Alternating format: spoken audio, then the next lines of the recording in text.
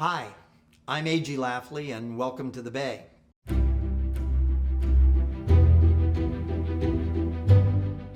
We're very excited about the progress we've made over the last few months. Our master plan for the full 53 acres has been approved by the city. They've approved moving to a governance structure of a Bay Park Conservancy, and we have signed a long-term 15-year partnership agreement with the city. In addition, and very encouragingly, the Patterson Foundation just gave us a gift of $2 million that could grow to as much as $5 million to fund the first phase of the park. We have continued to work on and continue to make progress on the first phase of the park. Let's hear from our design team about the progress they are making on the plan. I'm Gina Ford. I'm a landscape architect and principal with Agency Landscape and Planning. I serve as the design lead for this incredible project, the Bay Park. Hi, my name is Susannah Ross. I'm a licensed landscape architect. I have practiced for 16 years at Sasaki Associates in Watertown, Massachusetts. I have the great pleasure and honor of being the project manager for the design team of the Bay Park. I've been a landscape architect for 20 plus years, and my entire career has been dedicated to public space design and particularly waterfront environments. So we were thrilled when we got the call that there was this opportunity to work on a project or compete for a project here in Sarasota. We knew of the community a little bit by name, but were really thrilled when we came down and actually saw the site and knew this was going to be a competitive process. I led a team, the Sasaki team, through an interview process where we competed competitively against four really incredible firms. And the moment we were here, the moment we were in an interview and started interacting with the community, there was a kind of magic spark that happened. We pretty quickly latched onto the idea that this was a green and blue oasis. That it had the potential to be much greener than it is today, given all the asphalt parking lots that are there, that it had this incredible view of the bay, and that this green and blue sort of world could meet each other. And I think in all of our schemes and in our renderings, we really highlight that feeling and that mood, that this is a green and blue oasis. It's very different from what people see and feel on the site today, but in looking at our drawings, they would be inspired to imagine a future for it that was really, really quite different and quite just optimistic and hopeful. This process was instantly different for us, and we see a lot of processes like these around the country. And I would say one of the major things was really just the sense of commitment and leadership that we saw here.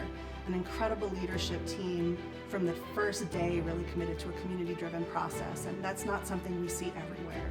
So we were really excited to come and to actually live that out through the master planning process. It was clear when we came to Sarasota that people care very, very much about this site. And I think there was, at least initially, a lot of fear that this site was going to be developed, that there would be condos or hotels or, and so we really had to spend our first month or so just reassuring everybody that this is about a public park. This is for everyone. Our design process is really hands-on. We really love to understand what the community needs and then come back with physical ideas about how that can be realized. We came to the community with three really different big ideas. One was all about kind of a big topographic move, making a big landform that really capitalized on views to the sky and the horizon and the sunset, which is so unique here. We had another one we called the Green Fingers, where there were all of these bridges and connections outward to the community. And we even had one that was called the Island Scheme, which actually cut a new water course through the landscape, a kind of water trail. And we were really excited to come and show the community just three wildly different ways of thinking about this site. And from that, some things resonated, some things sort of fell away, and we were able to, I think, come to something that really merged a lot of the community's highest aspirations by asking them those big kind of bold questions from the get-go and showing them some scenarios that I think they maybe couldn't have even dreamed of, and that we had a lot of fun dreaming up ourselves. At the end of the master plan, we instantly saw that there was a really incredible potential for a phase one, basically the landscape on the north side of Boulevard of the Arts on the Bay Park site. And this was a really wonderful site because it really enabled us to capture all of the community's guiding principles. It was about this urban corridor of Boulevard of the Arts connecting the community to the waterfront. It was adjacent to this incredible mangrove, which is a sort of underutilized and unhealthy environmental landscape today that we saw opportunities to improve. And could be a really significant kind of platform, this landscape, to create a testing ground for new kinds of program. Change is hard. Change is hard for a lot of communities, and I think creating a phase one that really lets us test out ideas in the short term to see what sort of sticks, and also to incite people's imagination about what's possible, is really thrilling. And so this phase one really jumped out as a great early win. You just can't help but be impressed by the view. This huge piece of city-owned property with stunning views, and the mangrove, little moments that are really kind of intimate and quiet, and then wide open and with great sort of view shed. So many possibilities. So the phase one landscape is made up of a number of distinct environments. There's improvements to Boulevard of the Arts, this really important civic corridor, to make more pedestrian, shade, plantings, lighting, kind of beautify that experience of connecting to the bay. An event lawn that's sized to really accommodate lots of changing programs. So imagine movie night one weekend, picnicking and lawn games, maybe festivals out on the lawn. The mangrove is the north side, and that's really an environmental landscape of water and greenery that we're creating a new trail and environmental graphics and more access to the waterfront. So if you can imagine kayak launching in the mangrove would be a great thing.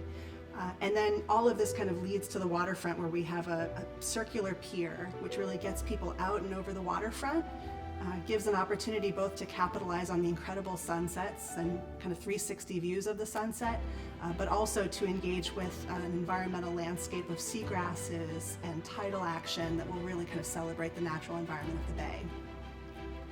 So I think one of the most exciting things about this project is that is going to be something that unfolds not over a couple of years, but probably over a couple of decades. I mean, this is a 53-acre site. That doesn't happen overnight.